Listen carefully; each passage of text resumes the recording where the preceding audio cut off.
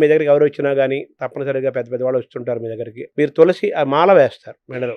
అలాగే మీ చేతికి ఒక రుద్రాక్షతో కూడిన ఇది ఉంటుంది.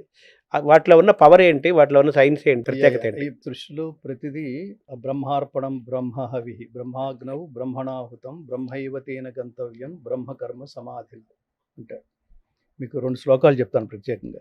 ఈ శ్లోకానికి ఏమిటంటే, యజ్ఞపాత్రము బ్రహ్మము, హోమద్రవ్యము బ్రహ్మము, అగ్ని బ్రహ్మము, హోమము చేసేవాడు బ్రహ్మము, బ్రహ్మ కర్మ సమాధి చేత పొందదగు బ్రహ్మము కూడా తలంచవలేను. అంటే బాటమ్ లైన్ ఆఫ్ ది శ్లోకం ఈజ్, సృష్టిలో ప్రతి వస్తువు, ప్రతి విషయము బ్రహ్మ పదార్థమే. అంటే అన్నిటిని బ్రహ్మం అంటే పరబ్రహ్మం, పరబ్రహ్మం అంటే పరమాత్మ, ప్రతిదీ పరమాత్మ అంశే అని అర్థం. ఇప్పుడు మీరు అడిగిన ప్రశ్నకి వేటిల్లో సమధికంగా ఉండి ఒక పవర్ఫుల్గా కనిపిస్తున్నాడో అదంతా విభూతి యోగంలో చెప్పాడు. ఇందులో ఉన్న అహమాత్మ గుడాకేశ సర్వభూతాశయ స్థిత.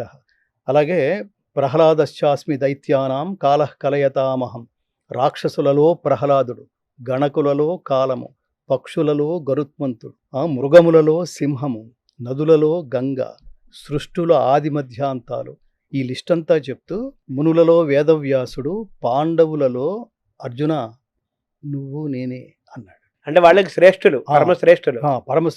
అలాంటి వాటిల్లో దీనికి మీనింగ్ ఇదేదో చాదస్తామనో లేకపోతే దాని ఏదో మనం మూఢంగా నమ్మేశామనో కాదు మహాత్మా. ఇది నాకు 12, 13, 14 ముఖాల రుద్రాక్షలు ఉంటాయి. ఈ ఆధ్యాత్మిక బలాన్ని చేకూర్చి మన ముందుకు తీసుకువెళ్ళేవి. ఖచ్చితంగా వీటిని నమ్ముతాను. వీటిల్లో ఒరిజినల్స్, డూప్లికేట్స్ అలా ఉంటాయి అనుకో, అది వేరే. ఇవి నమ్మకాలు కాదు, ఇవి నిజాలు.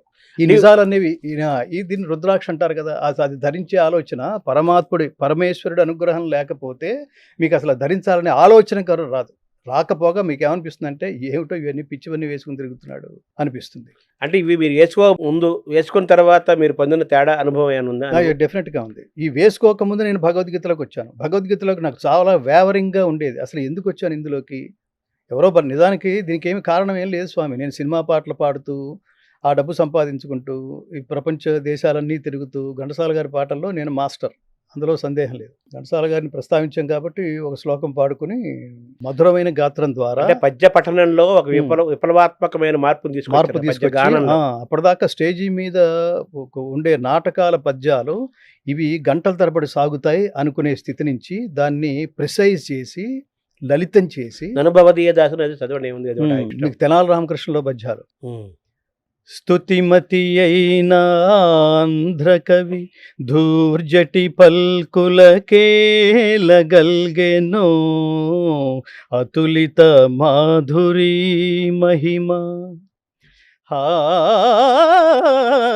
తెలిసెన్ భువనైక మోహనోద్ధత సుకుమారవార వనితా జనతా ఘనతాపహారి సంతత మధురాధరోదిత సుధారసధారల గ్రోలుటంజుమీ.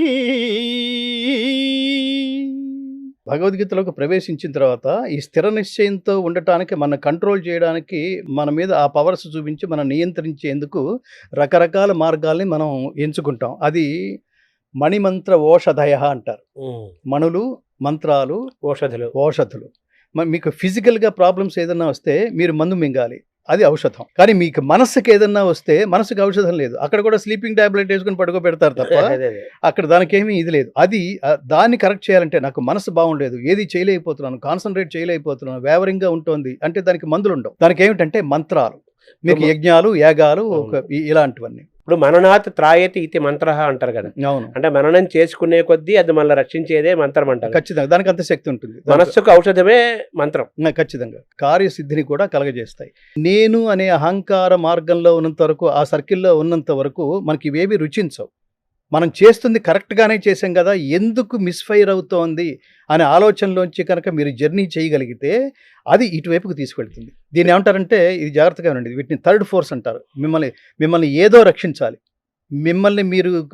మీ నుంచి మీరు బయటికి రాలేరు. ఉదాహరణకి మీరు తేనె చుక్క నాకుతుండగా ఒక తేనె బొట్టు కింద పడింది. మీరు మిగతా అంతా తేనె నాకే పనిలోనే ఉన్నారు. అదంతా ఆ ప్రక్రియ అంతా అయిపోయిన తర్వాత కిందకి చూస్తే దాని మీద, ఆ కింద పడిన చుక్క మీద ఒక ఈగ వాలింది. అది కూడా నాకుతూనే ఉంది. కానీ బయటికి రావడానికి చేసే ప్రయత్నంలో ఫెయిల్ అవుతోంది. అది మీకు అర్థమైపోయింది. కన్ఫర్మ్డ్‌గా ఇది చావడం ఖాయం. కానీ తీయగా చస్తుంది. ఇది బయటికి రాదు అనేది అర్థమైపోతోంది ప్రకృతికి కూడా.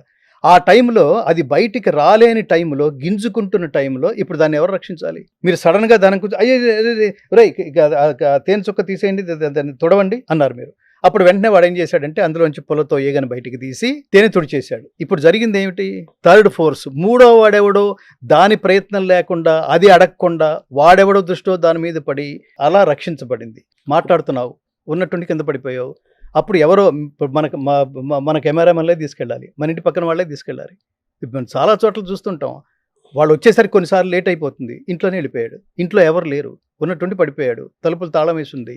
3వ రోజో 4వ రోజో ఆ పక్కింటి వాళ్ళు ఎవరో చూశారు బయటికి రావట్లేదని, అప్పటికే వెళ్ళిపోయాడు. కానీ ఇంకో సందర్భాల్లో చూడండి, వాడు చేసిన పుణ్యఫలం వల్ల ఇంట్లో ఉన్నాడు, తలుపులు వేసి ఉన్నాయి, సడన్గా కింద పడిపోయాడు. కింద పడిపోగానే ఈసారి పడ్డం ఏ కొండ మీదో గాజు వాటి మీదో పడ్డాడు. పెద్ద శబ్దం వచ్చింది. పెద్ద శబ్దం వచ్చింది ఏంటని పక్కింటి వాళ్ళు తలుపు వెంటనే వచ్చి వాళ్ళు అలర్ట్ అయ్యి, ఆ టైంలో వాళ్ళ ఇంట్లో ఉండి అలర్ట్ అయ్యి వచ్చి తలుపు కొట్టారు.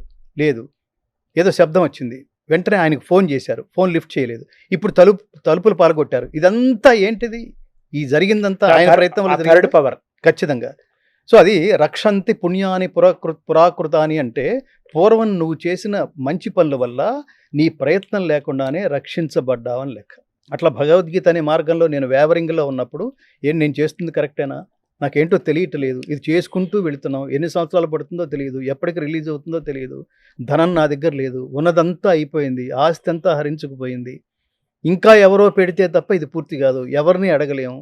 ప్రపంచంలో ఎవరైనా సరే వాళ్ళు రకరకాలుగా అందంగా అద్భుతంగా మాట్లాడి మోసం చేస్తున్న ఈ ప్రస్తుత సమాజంలో మనం చెప్తే నేను భగవద్గీత చెప్తున్నాను, రికార్డ్ చేస్తున్నానంటే అవతల వాడికి నమ్మాల్సిన అవసరం ఏమిటి?